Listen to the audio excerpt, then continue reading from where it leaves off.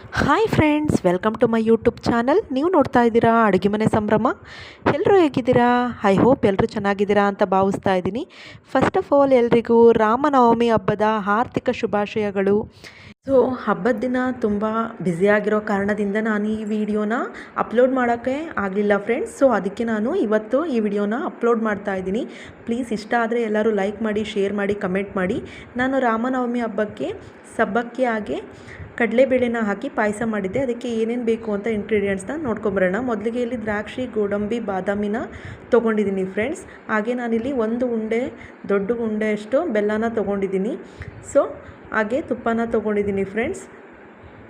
ಮತ್ತು ಸಬ್ಬಕ್ಕಿನ ಅರ್ಧ ಬೌಲಷ್ಟು ತೊಗೊಂಡಿದ್ದೀನಿ. ಹಾಗೆ ಕಡಲೆಬೇಳೆನ 1 ಬೌಲಷ್ಟು ತೊಗೊಂಡಿದ್ದೀನಿ. ಹಾಗೆ ಅರ್ಧ ಬೌಲಷ್ಟು ಒಣಕೊಬ್ಬರಿ, ಯಾಲಕ್ಕಿ, ಹಾಗೆ ಗಸಗಸೆ ಮತ್ತು ಹಾಲನ್ನು ತೊಗೊಂಡಿದ್ದೀನಿ ಫ್ರೆಂಡ್ಸ್.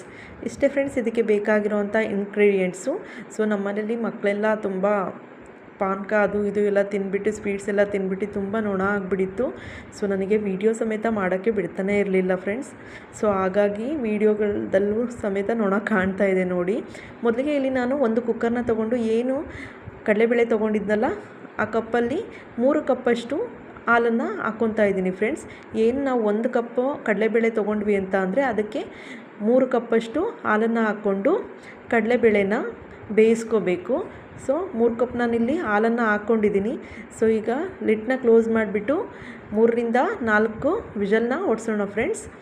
ಈ ಪಾಯಸನ ಒಂದ್ಸಲ ಟ್ರೈ ಮಾಡಿ, ತುಂಬಾ ಚೆನ್ನಾಗಿರುತ್ತೆ, ತುಂಬಾ ಟೇಸ್ಟಿಯಾಗಿರುತ್ತೆ. ಮೊದಲಿಗೆ ಇಲ್ಲಿ ನಾನೀಗ ಅದು ವಿಷಲ್ ಹೊಡೆಯೋ ಅಷ್ಟೊತ್ತಿಗೆ ಒಂದು ಪಾತ್ರೆಗೆ ಒಂದು ಮುಕ್ಕಾಲು ಲೀಟ್ರಷ್ಟು ನೀರು ಹಾಕ್ಬಿಟ್ಟು ಹಾಗೆ 1 ಉಂಡೆ ಬೆಲ್ಲ ಹಾಕಿ ಕರಗಿಸ್ಕೊಬರೋಣ. ಮೊದಲಿಗೆ ಇಲ್ಲಿ ಹಾಗೆ ಅದು ಕರಗೋ ಅಷ್ಟೊತ್ತಿಗೆ ಒಂದು ಮಿಕ್ಸಿ ಜಾರಿಗೆ ಒಣಕೊಬ್ಬರಿನ ಹಾಕ್ಕೊಂಡು ಹಾಗೆ 6ರಿಂದ 7 ಗೋಡಂಬಿ, ಒಂದು 5ರಿಂದ 6 ಬಾದಾಮಿ, ಹಾಗೆ 4 ಯಾಲಕ್ಕಿನ ಹಾಕ್ಕೊಂಡು ಹಾಗೆ 2 ಚಮಚದಷ್ಟು ಗಸಗಸೆನ ಹಾಕ್ಕೊಂಡ ಫ್ರೆಂಡ್ಸ್.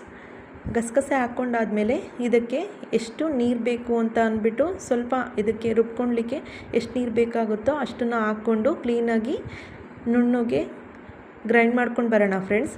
ಸೊ ನೋಡಿ ಇಲ್ಲಿ ನಾನು ಗ್ರೈಂಡ್ ಮಾಡ್ಕೊಂಡು ಬಂದಿದ್ದೀನಿ ನೋಡಿ ಫ್ರೆಂಡ್ಸ್, ಈ ಥರ ಆದರೆ ಸಾಕು.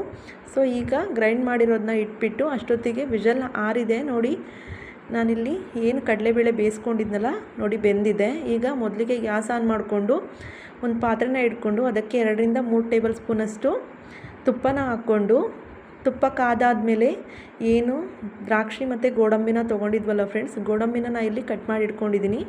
ಅದನ್ನು ಕ್ಲೀನಾಗಿ ಡ್ರೈ ಮಾಡ್ಕೋಬೇಕು. ಡ್ರೈ ಮಾಡ್ಕೊಂಡಂತಹ ದ್ರಾಕ್ಷಿ ಮತ್ತು ಗೋಡಂಬಿನ ಒಂದು ಪ್ಲೇಟಲ್ಲಿ ತೆಗೆದಿಟ್ಕೊತಾ ಇದ್ದೀನಿ. ಸೊ ಅದೇ ಪಾತ್ರೆಗೆ ಏನು ತುಪ್ಪ ಉಳಿದಿತ್ತಲ್ಲ ಅದಕ್ಕೆ ನಾನಿಲ್ಲಿ ಏನು ಸಬ್ಬಕ್ಕಿನ ತೊಗೊಂಡಿದ್ನಲ್ಲ ಕ್ವಾಂಟಿಟಿ, ಸೊ ಆ ಸಬ್ಬಕ್ಕಿನ ಹಾಕ್ಕೊಂಡು ಕ್ಲೀನಾಗಿ 2 to 3 ಮಿನಿಟ್ಸ್ ಹುರ್ಕೋಬೇಕು ಫ್ರೆಂಡ್ಸ್. ಲೋ ಫ್ಲೇಮಲ್ಲಿ ಹುರ್ಕೊಳ್ಳಿ, ಇಲ್ಲಾಂದರೆ ಸಿಡಿಯುತ್ತದು, ಸಿಡಿಯೋ ಚಾನ್ಸಸ್ ತುಂಬಾ ಇರುತ್ತೆ.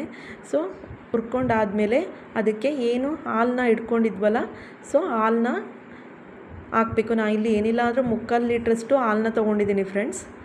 ಸೊ ಹಾಲನ್ನು ಹಾಕಾದ್ಮೇಲೆ ಹಾಲು ಕುದಿಯೋ ಟೈಮಲ್ಲಿ ನಾವೇನು ಬೇಯಿಸ್ಕೊಂಡಿದ್ವಲ್ಲ ಕುಕ್ಕರಲ್ಲಿ ಕಡಲೆಬೇಳೆ ಮತ್ತು ಹಾಲನ್ನ ಹಾಕಿ, ಸೊ ಅದನ್ನು ಹಾಕ್ತಾಯಿದ್ದೀನಿ. ಅದನ್ನು ಹಾಕ್ಬಿಟ್ಟು ಕ್ಲೀನಾಗಿ ಒಂದು ಮಿಕ್ಸ್ ಕೊಡಬೇಕು. ಮತ್ತು ಕುದಿ ಬರೋ ಅಷ್ಟೊತ್ತಿಗೆ ಏನು ಗ್ರೈಂಡ್ ಮಾಡ್ಕೊಂಡಿದ್ವಲ್ಲ ಪೇಸ್ಟು, ಆ ಪೇಸ್ಟನ್ನ ಹಾಕ್ತಾಯಿದ್ದೀನಿ ಫ್ರೆಂಡ್ಸ್. ಆ ಪೇಸ್ಟನ್ನ ಹಾಕ್ಬಿಟ್ಟು ಲೋ ಫ್ಲೇಮಲ್ಲಿ ಇಟ್ಕೊಂಡು ತಳ ಹಿಡಿಲಿಲ್ದಂಗೆ ಗೂರಾಡ್ಕೋಬೇಕು.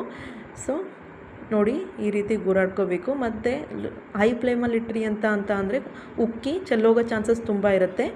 ಈಗ ನಾನೇನು ಬೆಲ್ಲ ಕರಗಿಸ್ಕೊಂಡಿದ್ನಲ್ಲ ಆ ಬೆಲ್ಲದ ನೀರನ್ನು ಇಲ್ಲಿ ಶೋಧಿಸ್ಕೊತಾ ಇದ್ದೀನಿ ಫ್ರೆಂಡ್ಸ್.